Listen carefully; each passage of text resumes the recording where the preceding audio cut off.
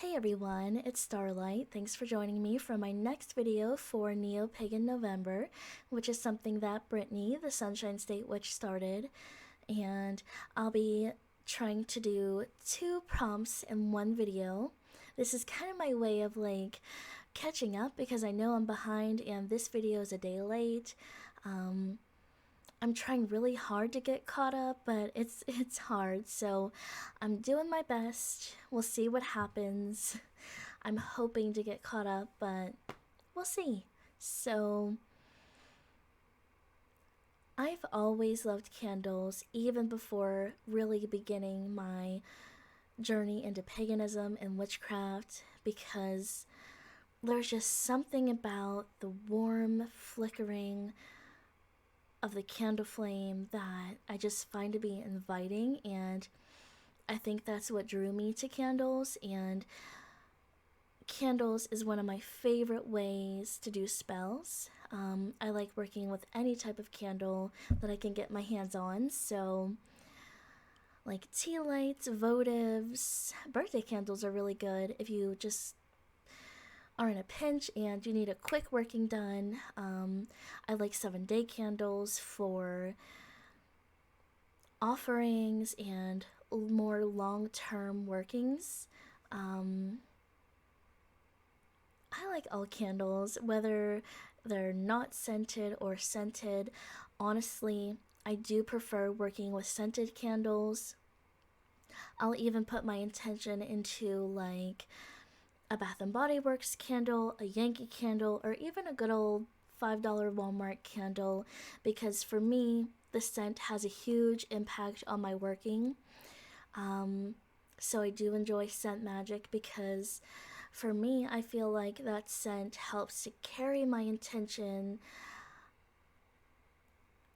up and out into the air as the fragrance fills the room or fills my space. I definitely see it as, it being carried up and lifted up and the energy just moving that way. You can really layer up your candle magic by incorporating scent magic, color magic, like for the corresponding color to your working, and of course the flame carrying the energy from your working out into the universe. I love candles so much that I began to create my own in 2020. That's when I started to experiment, and I've really been enjoying making candles. And to me, the entire process is magical and it feels very alchemic because you're choosing your color, you're choosing your fragrance with an intention, and you're stirring that all in and combining everything. So I definitely do like to use my own candles in my practice. I'm not opposed to using store-bought ones because sometimes that's all you have. Anyway, I also like using wax melts within my practice, and I feel like wax melts are heavily overlooked because I don't hear a lot of people talking about them.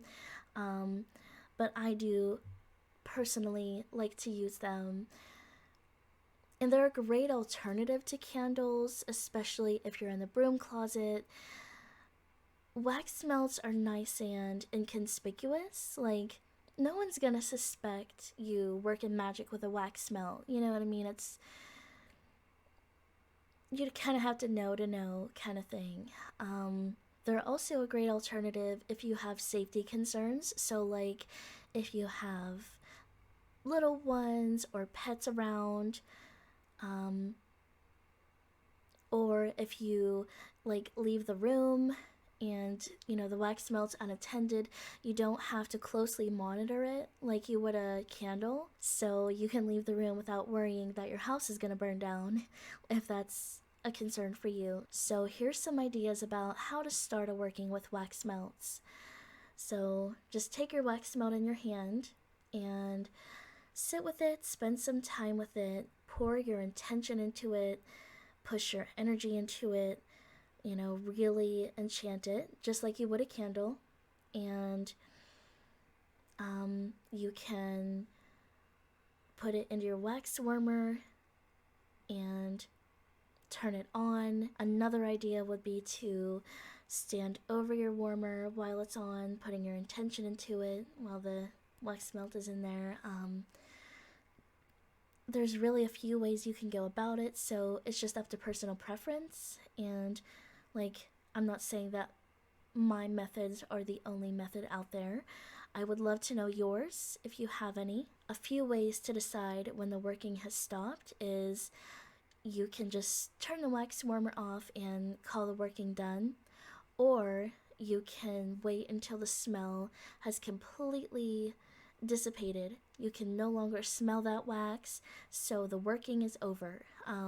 However you want to go about that is up to you. So my personal concept about how this even works is similar to candle magic. So with a candle, once you're done putting your intention into it and whatnot, and even feeding it while it's lit, but that flame from the candle sends the energy from your working wherever it needs to go, out into the universe, into your space.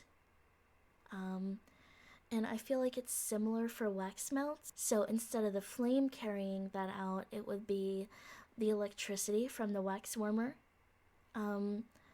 carrying your energy that way, and your scent from your wax melt just being lifted into the air, carrying off your intention. So that's just my personal concept, and I would love to know yours. If you have a different view, please feel free to share.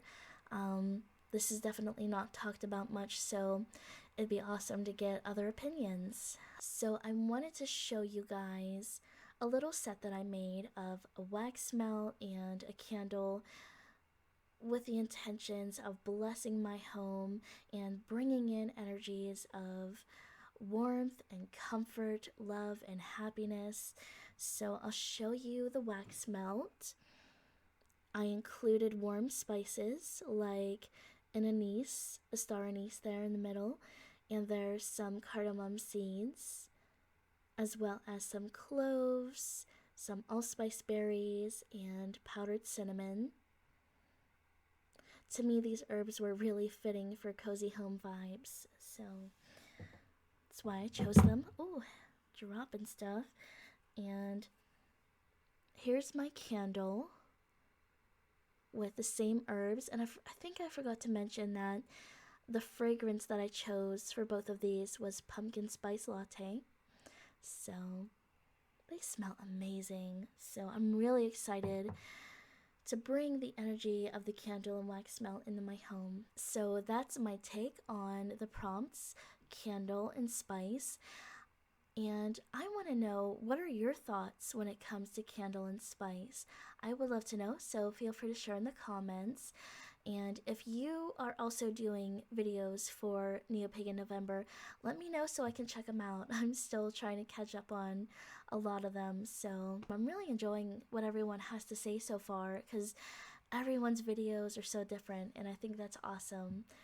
But yeah, thank you guys so much for hanging out with me and watching this video. I hope to see you guys in the next one. Bye!